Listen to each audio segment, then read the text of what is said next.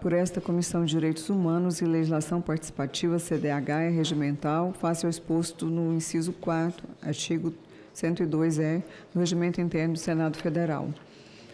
Tampouco se observa impedimentos de constitucionalidade ou de juridicidade. No que diz respeito ao mérito, não podemos senão louvar a proposição. Nos anos de 1990, começaram a produzir leis que determinavam a formação de estatísticas, seja sobre aspectos positivos, sejam negativos, da marcha da sociedade brasileira pelo século XX e XXI adentro. Temos nos estarrecido desde então com as marcas da violência entre nós, em especial daquela contra as mulheres. Ficamos sabendo melhor quem éramos e não gostamos de tudo que vimos. A ideia normativa da proposição pode ser descrita como uma resposta aos padrões e comportamentos que os números expõem. O direito penal não apenas desagrava a sociedade para reafirmar a seus membros o caráter razoável dos sacrifícios que deles demanda, como também induz a um comportamento correto. A proposição que ora debatemos tem o condão de impedir que a preocupação razoável com o direito penal desapareça do horizonte dos agentes através dos escoadouros das circunstâncias atenuantes e da prescrição. E não é um movimento isolado. Aos 17 de maio de 2012, entrou em vigor a Lei 12.650, a Lei Joana Maranhão, que diagnosticou a afinidade entre o Instituto da Prescrição, da pretensão punitiva do Estado e a ocorrência de crimes sexuais ou com violência contra crianças ou adolescentes, e bloqueou tal via. Entendemos que se trata de uma proposição com o mesmo espírito diagnóstico e com a solução normativa semelhante à Lei Joana Maranhão, cuja vigência, acreditamos, já fez bastante pelas crianças ou adolescentes. Portanto, a proposição que ora debatemos, além de fazer sentido e de possuir clareza e precisão técnica, é um instituto já testado e aprovado. Por isso, o nosso voto, senhor presidente, em virtude dos argumentos apresentados, o voto é pela aprovação do projeto de lei 419 de 2023, de autoria da deputada Laura Carneiro. Este é o nosso voto, senhor presidente. Em discussão a matéria, não havendo quem queira discutir, encerro a discussão, coloco em votação o relatório favorável ao projeto. Aqueles que aprovam, permaneçam como se encontram. Aprovado o relatório, que passa a constituir o parecer da CDH favorável ao projeto. O projeto segue agora para a CCJ. Nós aqui, pela ordem de chegada... Pela ordem. Vossa Excelência está previsto já na sequência. Eu já sei qual é o seu projeto. Não, mas eu assumi o compromisso com Vossa Excelência e vou cumprir aqui. O senador Otto Alencar tinha pedido, é o item 4. Item 4, em seguida, Vossa Excelência, viu, senador? Item 4, projeto de lei 3192/2020, não terminativo. Altera a lei número 12.512, 14 de outubro de 2011, que institui o Programa de Apoio à Conservação Ambiental. Altera as leis 10.696, de 2 de julho de 2003, 10.936, de 9 de janeiro de 2004 e 11.326, de 24 de julho de 2006, para ampliar o alcance do programa.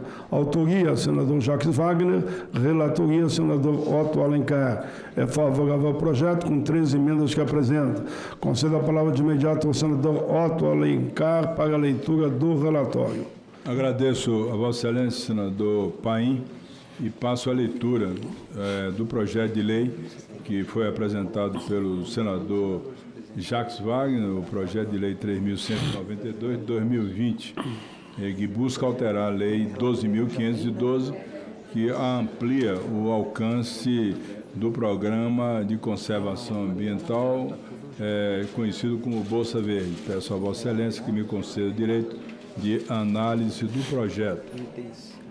Nos termos do artigo 102, do inciso 3º do Regimento Interno do Senado Federal, cabe à CDH opinar sobre proposições que tratem de proteção, garantia e promoção dos direitos humanos, razão pela qual é regimental a análise da matéria por esse colegiado. Em relação ao mérito, a proposição busca alargar a abrangência do Bolsa Verde instituído pela Lei 12.512, de 2011 e regulamentado pelo Decreto 7.572 de setembro de 2021, que é restrito às famílias da área rural em situação de extrema pobreza, ao contemplar os beneficiários do Bolsa Verde, não apenas famílias em situação de extrema pobreza, como também pessoas em situação de vulnerabilidade social e econômica. O PL garante maior abrangência social ao programa. Tal medida confere o devido amparo do Estado àquelas pessoas que, embora não tenham chegado à situação de máxima gravidade em termos de fome e miséria, se encontram em situação de fragilidade, de riscos produzidos no contexto econômico-social, que não pode ser ignorado pelo poder público e ter a proteção do poder público. O PL aprimora ainda os requisitos necessários para recebimento de recursos financeiros do Programa Nacional. Nesse sentido, destacamos a limitação de participação de 2 membros da família, a exigência de maioridade civil e da limitação do conceito de pessoas em situação de vulnerabilidade social e econômica, que gera melhor eficiência para a implementação do programa do poder público. Quanto ao aumento do valor e da periodicidade da transferência de recursos financeiros do programa, importa destacar se tratar de medidas que visam manter valores que não são atualizados há mais de 12 anos, a patamares mais condizentes com o atendimento das necessidades das pessoas em situação de vulnerabilidade. Entendemos que a previsão em si não acarreta aumento de despesas, uma vez que não vincula ao Poder Executivo ao atendimento do número determinado de pessoas, mas sim cria parâmetros e condições para que se execute o programa com planejamento e estratégia apropriados, assim como destinado a dotações orçamentárias para conceder o benefício. Vale destacar que a proposição contribui para o desenvolvimento sustentável e se coaduna com a série de marcos legais em vigor. À guisa de exemplo, citamos os artigos 170, inciso 6º, e 225 do caput da Constituição Federal e a Lei 12.187, de dezembro de 2009, que instituiu o Programa Nacional de Mudanças do Clima. A matéria contribuirá ainda para a implementação dos objetivos e metas que compõem a Agenda 2023 para o Desenvolvimento Sustentável da Organização das Nações Unidas, que busca o alcance e desenvolvimento sustentável em suas dimensões econômica, social e ambiental na forma equilibrada e integrada. Vislumbra sobre esse aspecto serem altamente meritórios os objetivos propostos pelo programa, que pode em muito contribuir para o bem-estar social e para a gestão adequada do meio ambiente nessas áreas rurais. Contudo, considerando o término do estado da calamidade pública nacional em razão da emergência de saúde pública decorrente da pandemia Covid-19, para fim de adequação do PL, apresentamos emenda supressiva em decorrência da perda do objeto do disposto no artigo 3º.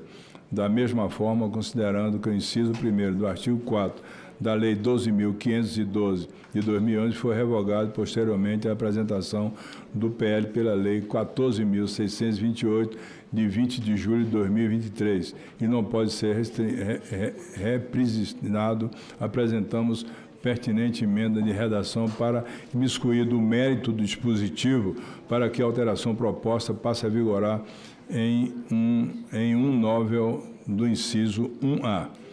Finalmente, em razão de caber ao Poder Executivo estabelecer o acordo com os critérios de conveniência e oportunidade de execução dos objetivos estabelecidos pela lei que o PL se tornar, propomos alterar o artigo 4º do PL em respeito ao teor do artigo 2º do inciso 2 do artigo 84 da Constituição Federal. Desse modo, com as alterações, a proposição estará digna de acolhida. O voto é pela aprovação do projeto de lei 3.192 de 2020, do senador Jacques Wagner, com as emendas que passo a citar, senhor presidente. Suprima-se o artigo 3º do projeto de lei 3.192, pelos argumentos que anteriormente eu citei. Outra emenda que remunere-se com o inciso 1A do atual inciso 1 do artigo 4 da Lei 12.512, de 14 de outubro de 2011, na redação conferida pelo artigo 1º do projeto de lei 3.192 de 2020. E ainda, desse o artigo 4º da lei 3.192 de 2020, a seguinte redação. Artigo 4º. As despesas decorrentes da execução dessa lei correrão à conta de dotações orçamentárias próprias, suplementadas, se necessário. Esse é o relatório, senhor presidente, e quero aqui parabenizar a iniciativa do senador Jacques Wagner com o Bolsa Verde, que é um programa importante, sobretudo atende às áreas rurais, que são aquelas que precisam ser mais beneficiadas com os benefícios dessa lei que nós agora alteramos para atualizá-la e modernizá-la, atendendo assim uma necessidade super importante, que é a preservação do meio ambiente. Em discussão a matéria, não havendo quem queira discutir, vamos a voto. Coloco em votação o relatório favorável ao projeto com 13 emendas que apresenta. Aqueles que aprovam, permaneçam como se encontram. Aprovado o relatório, que passa a constituir o parecer da CDH favorável com as emendas 1, 2 e 3.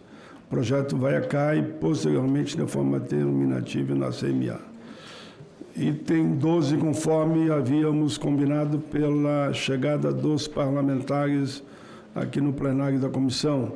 Vamos ao item 12, requerimento número 21/2024, no terminativo.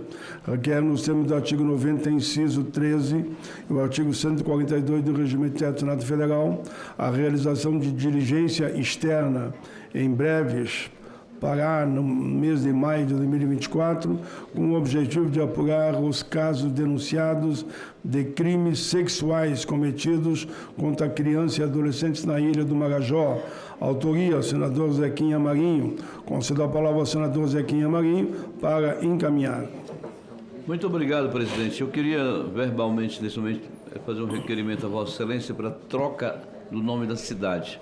É perto dessa, mas não é essa. Os assessores decidiram, chama-se Melgaço. No lugar de Breves, cidade de Melgaço. Tem que descer do avião e pegar uma canoa. A gente chega 2 horas depois em Melgaço. O pessoal não conhece bem, vai conhecer com certeza. Mas vai de canoa ou vai de avião? Só para entender. Avião até Breves. Até Breves. Depois Canoas. Depois pega uma lancha. É rapidinho. Tá porque a cidade eu moro, o nome é Canoas. É. Canoa lá é uma lanchinha pequena a remo. Bom, requeiro, nos termos do artigo 90, inciso 8º artigo, e o artigo 142 do Regimento Interno do Senado Federal, a realização de diligência externa na cidade de Melgaço, Pará, no mês de maio de 2024, com o objetivo de apurar os casos denunciados de crimes sexuais cometidos contra crianças e adolescentes no arquipélago do Marajó.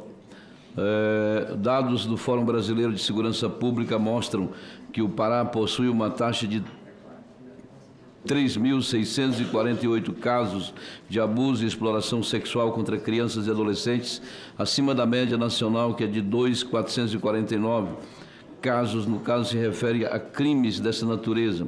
Em 2022, foram registrados 550 casos de crianças sexual,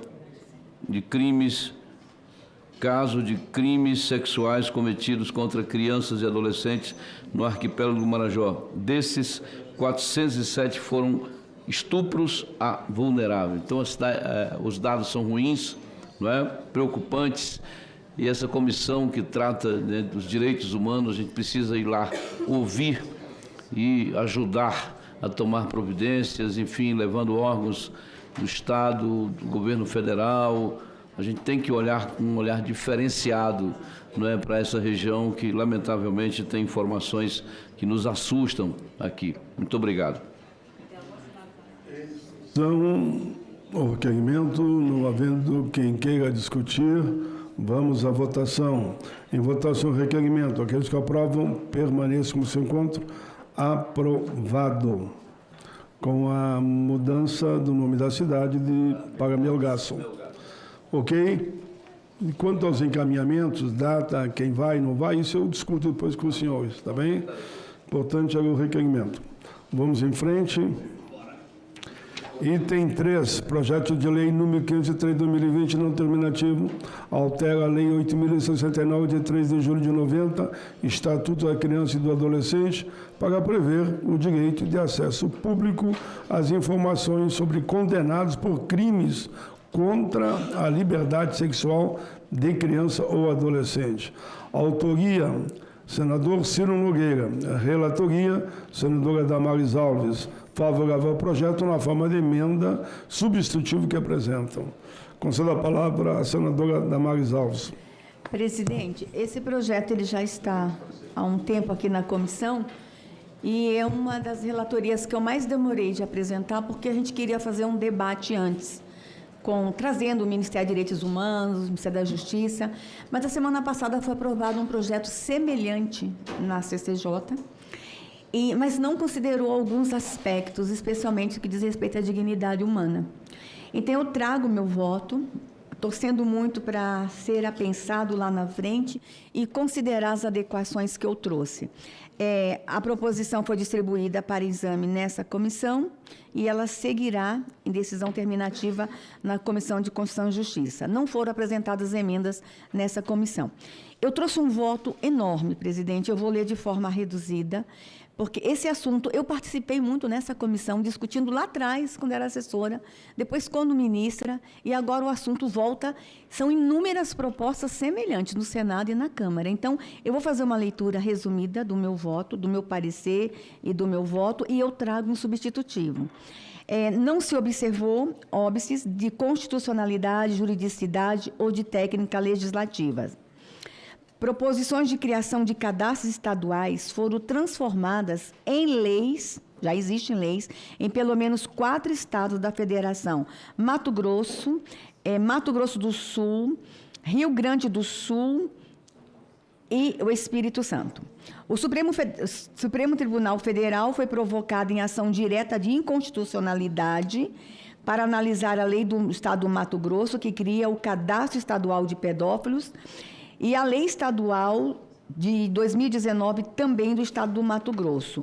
O Supremo decidiu quanto aos aspectos de legalidade e constitucionalidade, considerou constitucional as leis estaduais que criam o referido cadastro público. Isso quer dizer, não é novidade no Brasil, já temos cadastro de pedófilos em estados.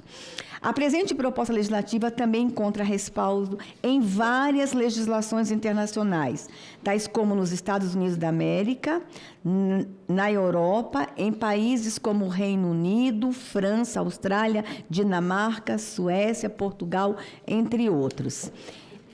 Eu faço uma abordagem sobre as leis em cada um desses países, os resultados alcançados, e chego à conclusão que, na questão da privacidade, que é o mais questionado no Brasil, o projeto de lei 503 de 2020 possui compatibilidade com a Lei Geral de Proteção de Dados.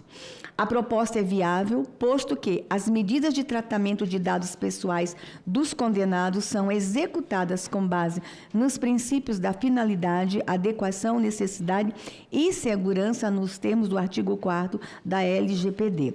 Além do mais, o Cadastro Nacional que se pretende criar nada contém que possa deferi-lo de qualquer outro cadastro de condenados já existentes no país, inclusive coordenados pelo Conselho Nacional de Justiça. A questão que se coloca é a necessidade de uma especialização em razão da gravidade e sensibilidade por crime praticado frente à especial proteção da criança e do adolescente.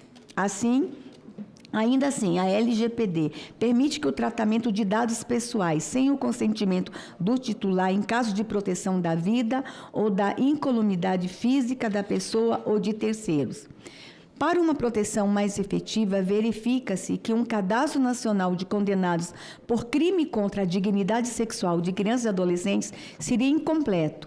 Isso porque não é apenas esse público que sofre esse tipo de crime, mas sim toda a sociedade. Veja que o bem jurídico protegido decorre do princípio constitucional da dignidade da pessoa humana. Portanto, embora crianças e adolescentes naturalmente sejam objetos de maior proteção, quando se trata de crimes sexuais, o bem jurídico tutelado é o mesmo para todos. Recentemente, Veja só, presidente, além das leis estaduais de cadastro de pedófilo, recentemente foi publicada a Lei 1409 de 2020, Lei Federal, que criou o Cadastro Nacional de Pessoas Condenadas por Crime de Estupro. Então, a gente já tem uma lei, já tem um Cadastro Nacional de Crime de Estupro. O cadastro permite que os entes da federação se comuniquem mediante termo de cooperação. No entanto, além de restringir o escopo de proteção para crimes de estupro, a lei não estabelece qualquer prazo para sua regulamentação, o que pode torná-la inefetiva. Nós temos uma lei que cria um cadastro, mas o cadastro ainda não foi efetivado. Dessa maneira, considerando já existir uma lei que cria o Cadastro Nacional de Pessoas Condenadas por Crime de Estupro, o presente projeto de lei será mais efetivo e integral se ampliar o rol da lei existente para incluir os crimes contra a dignidade sexual com pena de reclusão mais grave, previsto no Código Penal, bem como contra crianças e adolescentes, previsto no Estatuto da Criança e do Adolescente, criar os instrumentos necessários para a funcionalidade do sistema e ainda tornar públicos os dados dos condenados. O projeto de lei do senador Ciro alterava tão somente o Estatuto da Criança e do Adolescente, mas com o advento da nova lei, eu apresento o substitutivo que o projeto altere tanto o Estatuto como a lei que instituiu o Cadastro Nacional de Estupro. Sobre o tema, tivemos grandes avanços com a promulgação da Constituição Federal de 88, a qual garante à criança e adolescente uma proteção especial ao estabelecer em seu artigo 227 o dever da família, da sociedade e do Estado de assegurar à criança e adolescente com absoluta prioridade o direito à vida, à saúde, à alimentação, à educação, ao lazer, à profissionalização, à cultura, à dignidade, ao respeito, à liberdade, à convivência familiar e comunitária, além de colocá-la a salvo de toda forma de negligência, discriminação, exploração, violência, crueldade e opressão.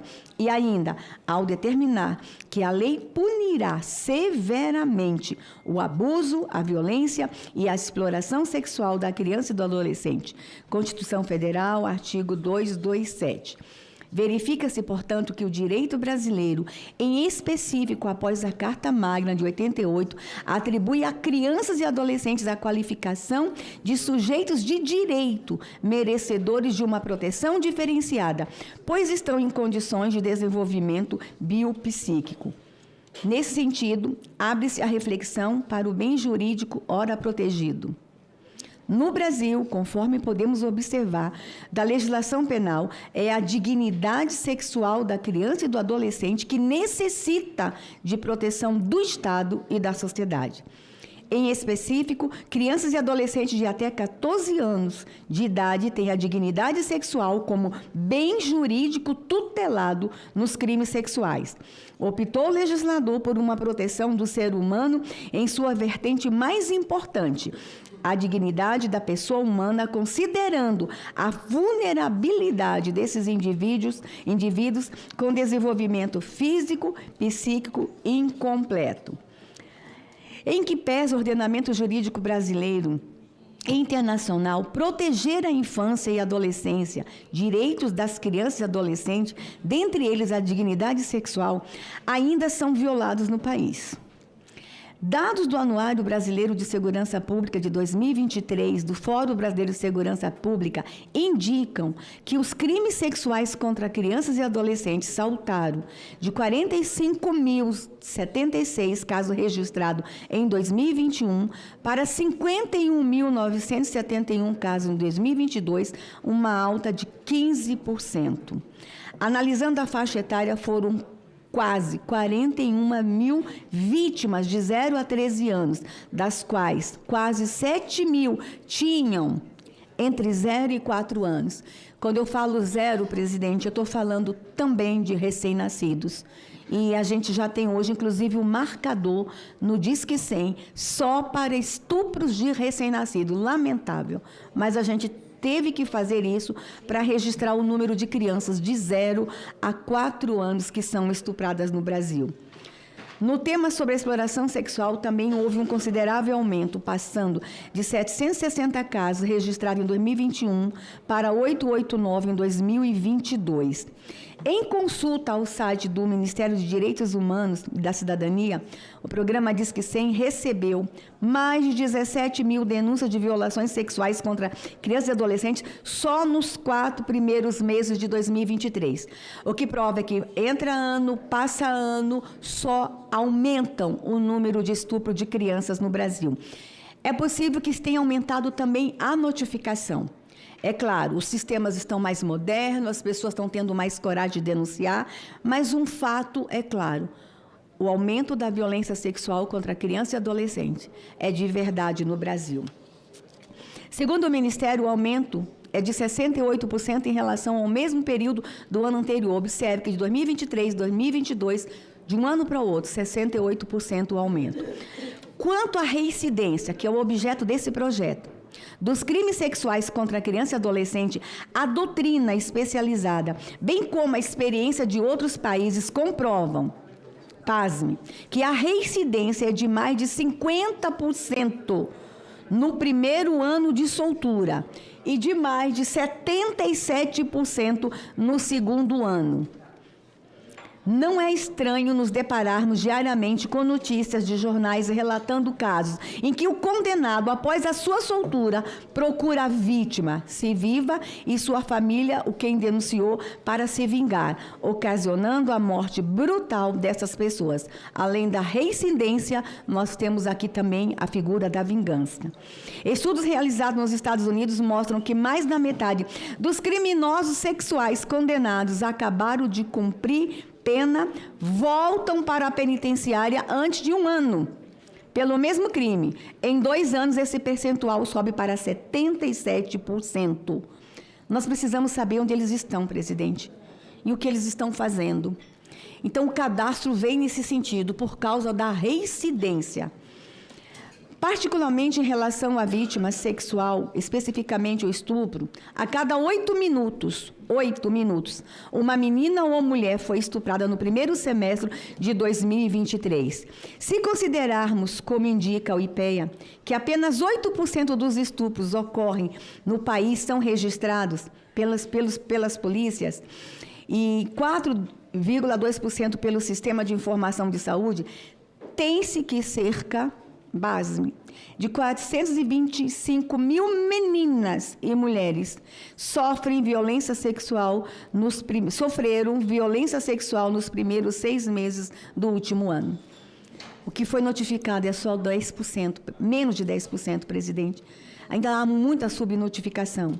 Com esses dados, entendemos que essa proposta legislativa possibilita uma ação defensiva e efetiva na proteção integral e na preservação da dignidade sexual de crianças e adolescentes, conforme determinado no artigo 227 da Constituição Federal. Por todo o explanado, avaliamos ser o PL 503 de 2020 altamente meritório, na medida em que propõe o direito do acesso público a informações sobre condenados por crimes contra a liberdade sexual de crianças e adolescentes.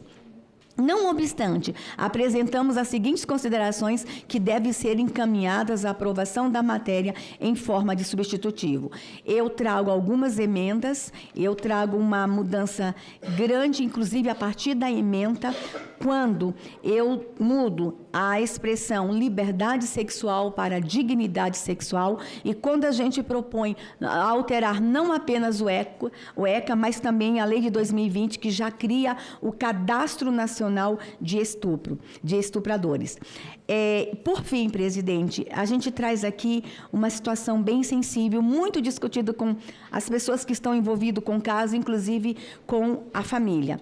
Sugere-se que a presente proposta legislativa receba o nome de Lei Meninas Calvi Cardoso, em memória e homenagem às vítimas do trágico crime ocorrido em novembro de 2023 na cidade de Sorriso, no estado do Mato Grosso, quando um criminoso, preste atenção, presidente, detentor de 2 mandatos de prisão em aberto, invadiu a casa de uma família indefesa e, com requintes de crueldade, abusou sexualmente e matou uma mãe e suas 3 filhas. Em um dos mandatos, presidente, era por crime de estupro e havia desconfiança de outros crimes. Se tivéssemos um cadastro, aquele homem não estaria naquela cidade, andando livremente em bairros com tantas crianças. O criminoso possuía uma extensa ficha criminal, tendo cometido anteriormente um crime de estupro e feminicídio, pelos quais cumpriu parte de pena e foi beneficiado com relaxamento da prisão. Todavia, antes do cometimento do terrível crime contra a família de Sorriso, a Justiça já havia expedido pelo menos 2 mandados de prisão contra ele, em razão de outros crimes, porém os mandados de prisão não foram cumpridos. Por todo exposto, presidente, eu sou pela aprovação do PL 503/2020 na forma da emenda substitutiva que já está publicada, e lembrando que eu trago aqui alguns cuidados muito grandes, inclusive de ficar no cadastro até tão somente a reabilitação judicial dessa pessoa. Quando ele for lá reabilitado no solo, o cadastro ele é automaticamente eliminado, mas a gente traz o cadastro aberto, acesso ao público. Esse era o ponto mais sensível, mas o Cadastro Nacional de Estupro já traz a possibilidade do público acessar o cadastro. Este é meu voto, e agora eu peço aos pares que me ajudem a aprovar esse projeto de lei, e a gente faça dessa nação uma nação que proteja crianças e adolescentes. Parabéns, senador Ciro, pela autoria do projeto. Tudo bem, mas cumprimento a relatoria do projeto, senadora Damares Alves, e me cumprimento também ao senador Ciro Nogueira, que está no plenário, a quem eu passo a palavra para as suas considerações, ele que é o autor desse projeto. Ô, senhor presidente, um prazer revê-lo, saudar aqui a nossa senadora Damares, e agradecer esse voto, a luta, a defesa da senadora Damares desse projeto, que eu acho que é mais do que pertinente. Eu acho que todo crime choca a sociedade, presidente, mas nada choca mais do que um crime como esse que aconteceu lá em Sorriso. Foi uma coisa, eu conheci o pai que ficou, Regivaldo, né? Acho que é o nome dele, e não tem quem não se emocione com a sua história, e a sensação de nós podermos fazer um projeto que possa coibir esse tipo de crime, ou pelo menos dificultar ao máximo que ele venha a acontecer, nos dá uma sensação de que nós estamos cumprindo nosso dever, porque esses crimes, senadora Damares, têm acontecido rotineiramente. Eu acho que as pessoas agora estão com mais coragem, né, que eles estão acontecendo mais, mas as pessoas estão com mais coragem de poder denunciar, graças a Deus. Mas nós mostramos no Congresso Nacional, através de um projeto de lei, que nós podemos ajudar efetivamente a proteger as nossas crianças e adolescentes. Eu acho isso mais do que pertinente. Eu acho que está de parabéns o seu relatório. Agradeço muito a felicidade de a senhora ter relatado esse projeto. A denominação não seria mais feliz do que essa denominação que a senhora está dando. E eu tenho certeza que o Congresso Nacional como um todo, em especial o Senado Federal, irá aprovar esse projeto, muito fruto desse seu relatório, do seu substitutivo, que eu agradeço mais uma vez, em nome da família brasileira, e que a gente venha aprová-la o mais rapidamente possível, esse projeto. Muito bem, senador Ciro Nogueira. No dia que nós fizemos um debate sobre esse tema, a senadora convidou o pai, né? E ele esteve aqui, nós demos a palavra para ele aqui, ele fez uma exposição. Você tem toda a razão. Acho que todos que estavam aqui deixaram cair lágrimas, pode dizer que não choraram copiosamente, né? Mas que lágrimas rolaram. Então, parabéns pelo projeto, senador Ciro Nogueira como autor e senadora Damares Alves como relatora. E foi também uma comissão daqui da Comissão de Direitos Humanos, liderada, se não me engano, pela senadora Margarete, né? Que foi lá e disse que foi um evento emocionante também. Então, parabéns a todos que estão nessa luta, que é uma luta de todos nós, né? Isso, sem sombra de dúvida, que é direitos humanos na sua essência. Em discussão a matéria, Não havendo mais quem queira discutir, encerro a discussão. Coloco em votação o relatório favorável ao projeto na forma da emenda substitutiva que apresenta. Aqueles que aprovam, permaneçam como se encontram.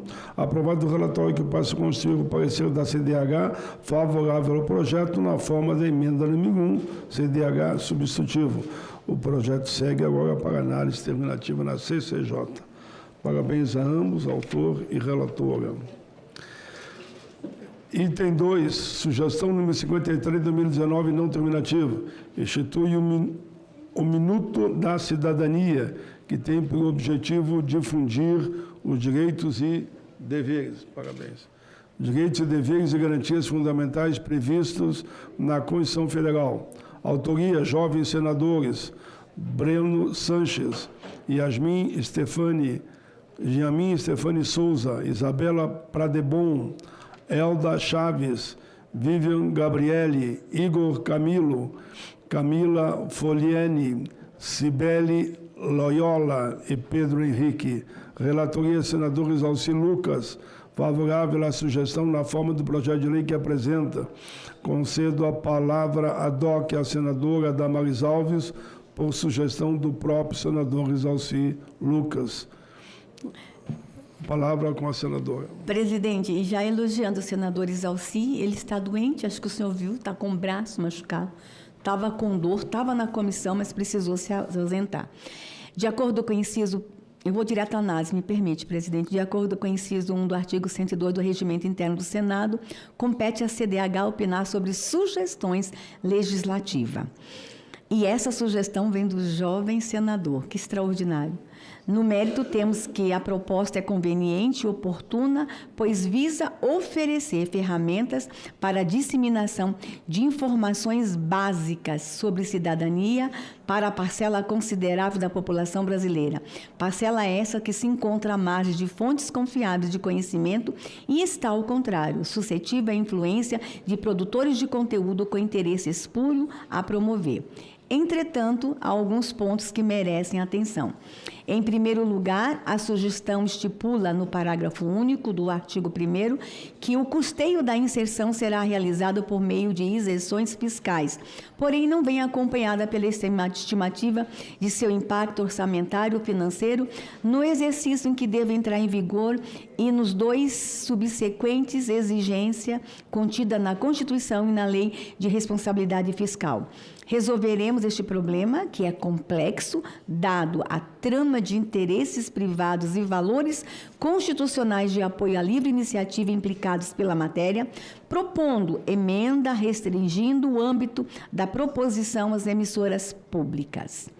Por fim, registramos que, por se tratar de uma sugestão, o julgamento da proposta em apreciação não é conclusivo neste momento. Ao concordar com o mérito da matéria, esta Comissão de Direitos Humanos apenas a transformará em proposição legislativa, nos termos 102e do parágrafo único, inciso 1, do Regimento Interno do Senado Federal, para só então iniciar seu trâmite como projeto de lei. Com isso, queremos dizer que, ainda que haja eventuais aprimoramentos necessários, ora não observados, podemos dar continuidade a essa iniciativa, fruto de um dos mais belos projetos dessa casa, que é o programa Jovem Senador e Jovem Senadora Brasileiros, para que possa ser melhor avaliada por outras comissões pertinentes desta casa, a exemplo da Comissão de Ciência, Tecnologia e Inovação, Comunicação e Informática. Pelo exposto, com foco no artigo 102e, parágrafo único, inciso 1 do Regimento Interno, somos pela aprovação, pela conversão da sugestão 53 em projeto de lei nos seguintes termos. Altera a Lei 4.117, de agosto de 62, que institui o Código Brasileiro de Telecomunicações para determinar as emissoras públicas de radiodifusão sonora ou de sons e imagens, a veiculação de inserções educativas na sua grade de programação com o objetivo de difundir os direitos e os deveres e as garantias fundamentais previstos na Constituição Federal e estabelece regras para o cumprimento dessa obrigação. Esse é o substituto, esse é o projeto de lei proposto para que seja convertida a sugestão em projeto de lei. Esse é o voto e o projeto de lei já está publicado aqui. Muito bem. Discussão à matéria, não havendo mais quem queira discutir, encerro a discussão. Coloco em votação o relatório favorável à sugestão na forma do projeto de lei que apresenta. Aqueles que aprovam, permaneçam como se encontram. Aprovado. O relatório passa a constituir o parecer da CDH favorável à sugestão na forma do projeto de lei. Mais uma vez, eu cumprimento aqui o programa Jovens Senadores, que já está indo para o 13º ano. Eu fui o autor do projeto original, que com muita alegria lembro isso, e presidi agora a última atividade do ano que passou, e eles pediram muito que os projetos deles fossem pautados. Nós pautamos praticamente todos aqui na Comissão de Direitos Humanos, e se tornam, assim, uma peça importante que veio da sociedade, escrito pela juventude, como senadores aqui dentro do plenário do Senado. Então, aqui registro com carinho e um abraço aqui representando os milhares de jovens senadores e senadoras que passaram aqui. Essa iniciativa, Breno Chances e Yasmin Stefani Souza, Isabela Pradebon, Elda Chaves, Vivian Gabriele, Igor Camilo, Camila Foliene, Cibele Loyola e Pedro Henrique. E o próprio relator Isalci Lucas e também a senadora Damares, que é relator ad hoc. Vamos agora para o item 7, projeto de lei 1364 de 2022, não terminativo. Altera a lei 11.347 de agosto de 2006, 10.741 de 1º de outubro de 2003 e a de número 14.344 de 24 de maio de 2022 para dispor sobre o registro de boletim de ocorrência e a solicitação de medida protetiva de urgência para criança, adolescente, mulher ou pessoa idosa por meio do site eletrônico, na internet ou de telefone. A autoria, senadora Daniele Ribeiro, relatoria, senador Alessandro Vieira, que indicou a pedido dele, o pedido dele para, mais uma vez, a senadora Damares Alves para que faça o relatório ad hoc. A palavra é sua. Presidente, mais uma importante matéria hoje, essa que vou relatar agora, de proteção da criança, da mulher, uma matéria extremamente interessante, e eu quero parabenizar a autora e o relator que fez o parecer, que está perfeito. De acordo com os incisos 4 e 6 do artigo 102 do Regimento Interno do Senado Federal, compete a essa Comissão de Direitos Humanos e Legislação Participativa opinar sobre matéria respeitante a direitos da mulher, a proteção integral social das pessoas com deficiência e a proteção da infância e da juventude e das pessoas idosas. Por isso, faz regimental seu exame do projeto de lei 1364 de 2022. Como a constitucionalidade e a juridicidade da matéria serão objetos de análise da CCJ, vamos nos concentrar aqui apenas no mérito da proposição. Alegra-nos relatar a matéria que, a nosso ver, é justa, conveniente, adequada, além do mais testada. Observa-se, incidentalmente, que a proposição de 2022 acrescenta o parágrafo 4º ao artigo 19 da Lei Maria da Penha. Contudo, desde a apresentação do PL, o artigo 19 daquela lei recebeu em 2023 um novo artigo 4º, com conteúdo que menciona a necessidade da apresentação de razões por escrito para que o juiz decida. Além disso, traz a possibilidade de que o juiz não conceda as medidas a partir da avaliação de inexistência de risco para a pleiteante. A facilidade de denunciar por meio de telefone ou de internet é excelente. A ideia normativa ao nosso ver, deve constar da lei. Entretanto, parece-nos importante afastar a obrigatoriedade das alegações escritas para conceder as medidas de urgência na forma da atual redação do artigo 4º, do parágrafo 4º do artigo 19 da Lei Maria da Penha. Assim, entendemos por ser necessário pensar nas vítimas que, por alguma razão, como a existência de deficiência, não podem fazê-las por escrito. Dessa forma, apresentaremos emenda com tal ajuste, além de modificar a numeração do parágrafo 4º proposto pelo PL para o parágrafo 7º, em respeito aos comandos de técnica legislativa apresentados pela Lei Complementar 95, de 26 de fevereiro de 98, acrescentando também a possibilidade de registro por pessoa que atue em favor da vítima. Só um instantinho, presidente, que saiu aqui do ar. Pronto. Voltando.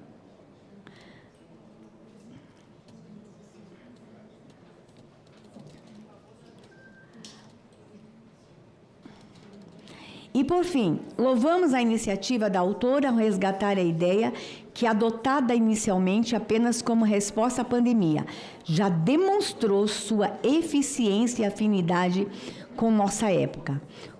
Como um todo, a proposição expressa bem a constante luta que este parlamento tem travado em favor de pessoas vulneráveis, sejam elas mulheres, crianças, adolescentes ou pessoas idosas.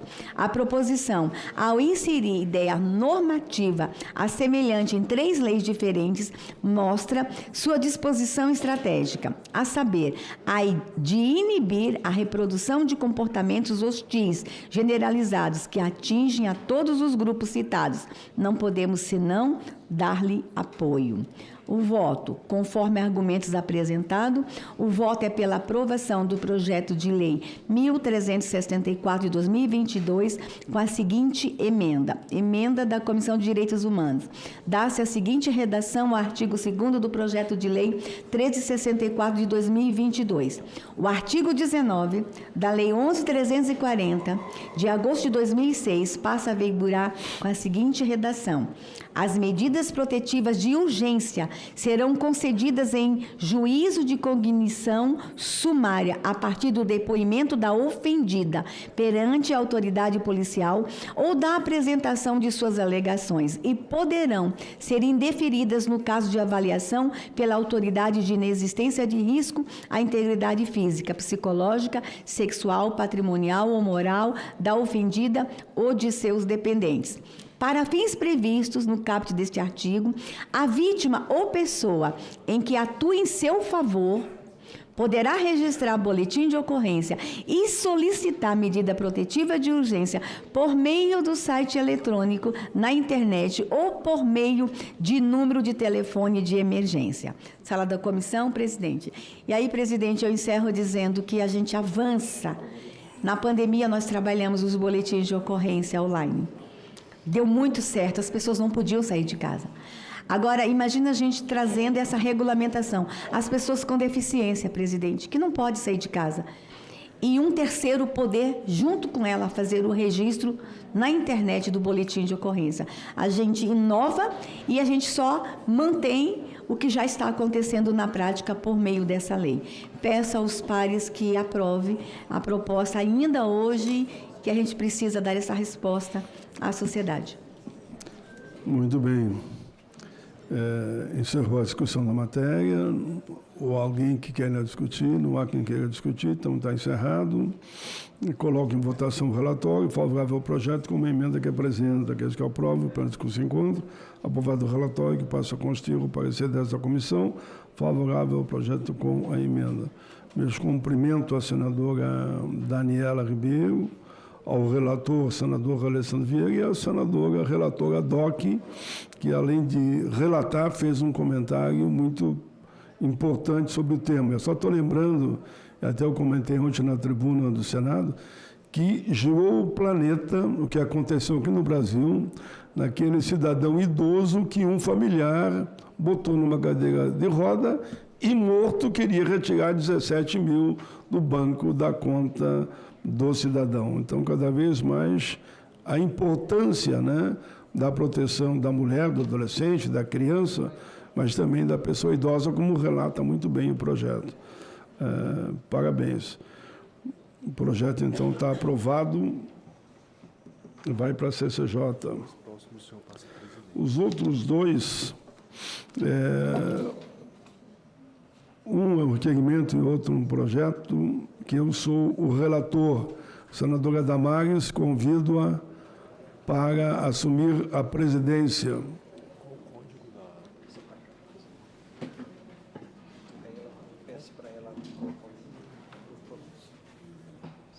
Pode colocar o código parlamentar para a gente acionar.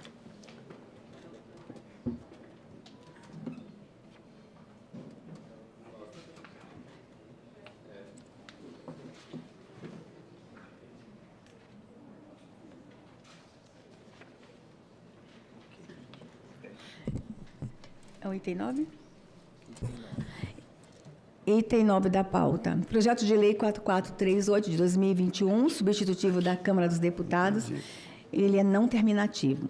Altera as leis número 10.741 de outubro de 2003, Estatuto da Pessoa Idosa, e 13.146 de julho de 2015, Estatuto da Pessoa com Deficiência, para aprimorar a defesa dos direitos humanos e estabelecer medidas protetivas de urgência para as pessoas idosas e pessoas com deficiência que tenham sofrido violência ou que estejam na iminência de sofrê-la.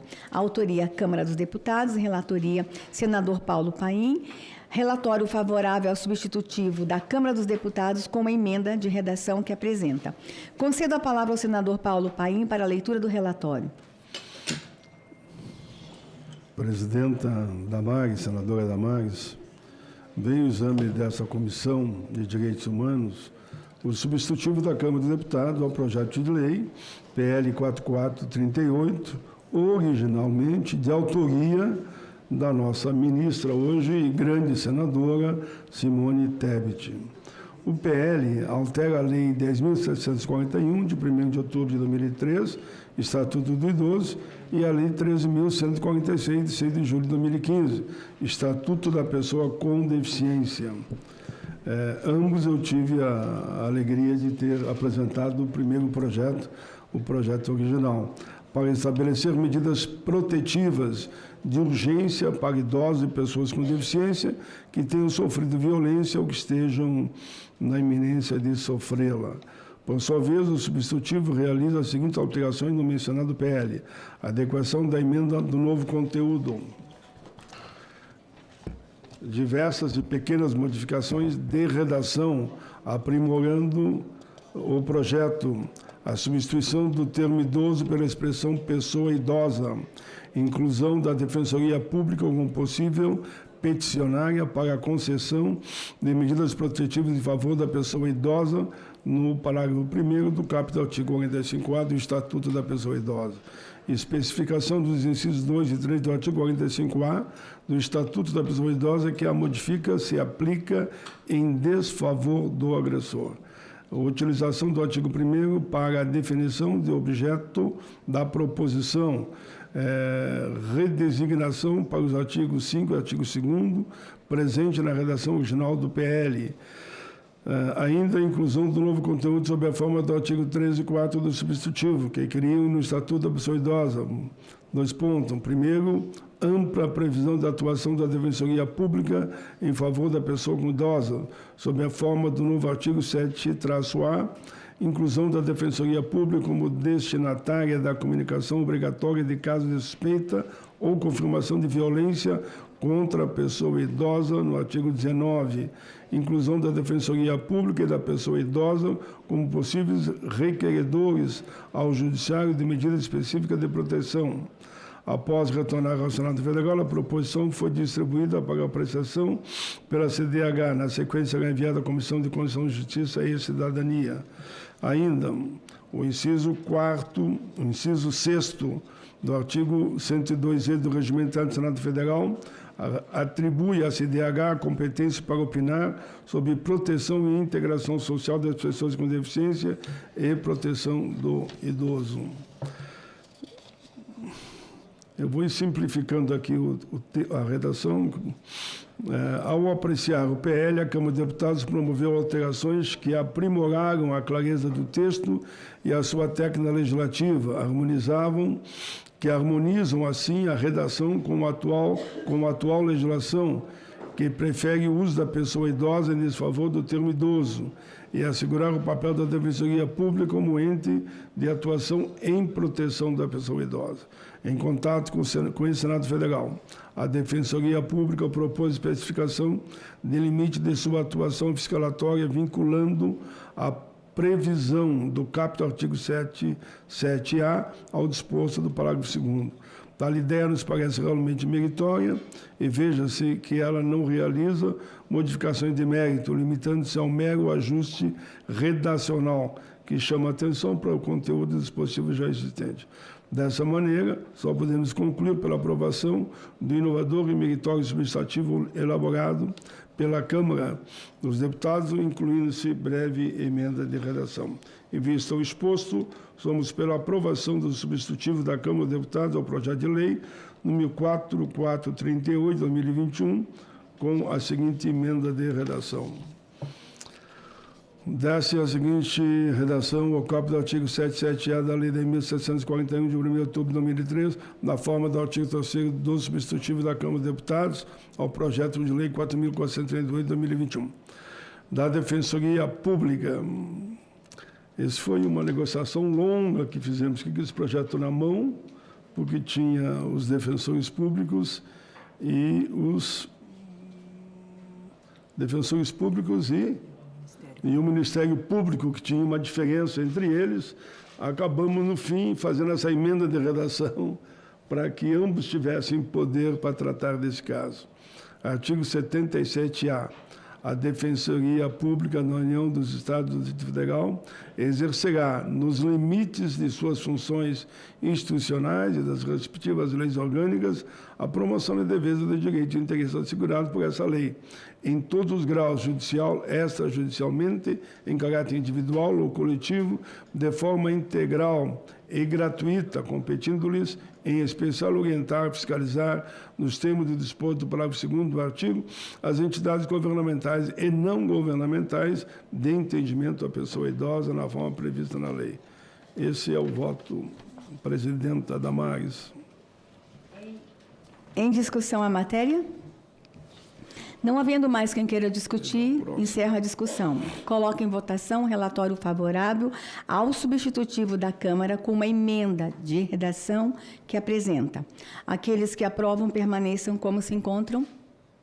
Aprovado o relatório, que passa a constituir o parecer da CDH favorável ao substitutivo da Câmara dos Deputados com a emenda número 1 da Comissão de Direitos Humanos de Redação.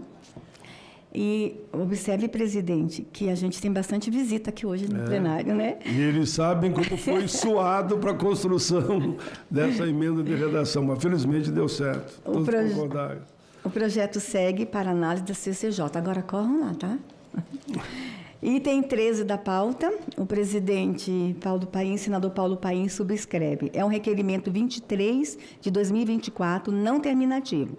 Requer, nos termos do artigo 52, parágrafo 2º, inciso 2 da Constituição Federal e do artigo 93, inciso 2 do Regimento Interno do Senado Federal, a realização de audiência pública com o objetivo de celebrar os 25 anos da Lei número 9.807, de 13 de julho de 1999. A autoria, o senador Humberto Costa, senador Paulo Paim subscreve. Concedo a palavra ao senador Paulo Paim para encaminhar. Eu vou simplificar a iniciativa do nobre senador Humberto Costa, que ele pediu que eu assinasse, porque ele não pôde estar aqui, está na reunião da bancada, eu vou para lá ainda. Só lendo aqui um breve resumo. O presente requerimento de audiência pública visa a celebração dos 25 anos da Lei 9.807, de 3 de julho de 99, que estabelece normas para a organização e a manutenção de programas especiais de proteção às vítimas e testemunhas ameaçadas, institui o Programa Federal de Assistência às Vítimas e às Testemunhas Ameaçadas e dispõe sobre a proteção de acusados ou condenados que tenham voluntariamente prestado efetiva colaboração à investigação policial e ao processo criminal. Nesse contexto, é destacar que o mencionado diploma legal é um instrumento de vital importância para a imprescindível integração, proteção que deve ser dispensada às vítimas e testemunhas, bem como seus familiares, com a adoção de medidas que garantam sua segurança, bem como preservem sua integridade física e psicológica. Nesse contexto, a instituição do Programa de Assistência às Vítimas e Testemunhas Ameaçadas, PROVITA, representa a verdadeira e efetiva promoção de direitos humanos em nosso país. Essa é a justificativa, presidente. Em votação, requerimento. Aqueles que aprovam, permaneçam como se encontram. Aprovado. E aí, presidente, eu parabenizo por esse requerimento e eu espero que a gente faça o seguinte encaminhamento no final: mais dinheiro para o Provita. Muito bem. Eu estive na coordenação do programa e eu sei a importância desse programa. Devolvo a presidência ao senador Paulo Paim. Muito obrigado, senadora. Gentil sempre.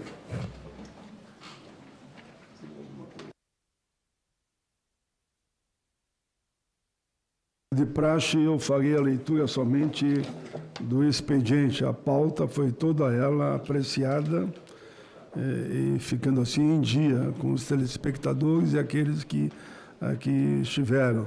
Então, felizes para sempre com a aprovação do projeto, mas vocês foram fundamental para construir essa redação, né? Parabéns a todos. Ok? Eu só vou ler aqui a parte final agora. A Secretaria da CDH recebeu os seguintes documentos: denúncia de irregularidade em concurso público no Rio Grande do Sul, pede ajuda na investigação de morte suspeita em hospital, necessita de ajuda para saber como solicitar a pensão especial concedida pela Lei 11.520 de 2007 às pessoas atingidas por anzianiase, que foram submetidas a isolamento e internação compulsória. Demandas internas do sistema prisional. Jornalista vítima de agressão.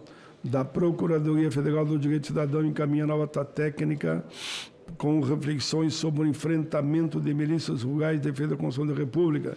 Informo que no sistema da Instrução Normativa 12 de 2019, os documentos lidos ficam disponíveis na Secretaria ou no portal da CDH para a manifestação dos membros dessa comissão pelo período de 15 dias. Terminado o prazo, os documentos serão arquivados. Informo nos mesmos termos que os documentos lidos na quarta reunião serão arquivados. Está encerrada a nossa reunião de hoje deliberativa com sucesso total. Muito obrigado a todos que colaboraram, especialmente a senadora Damares. Obrigado.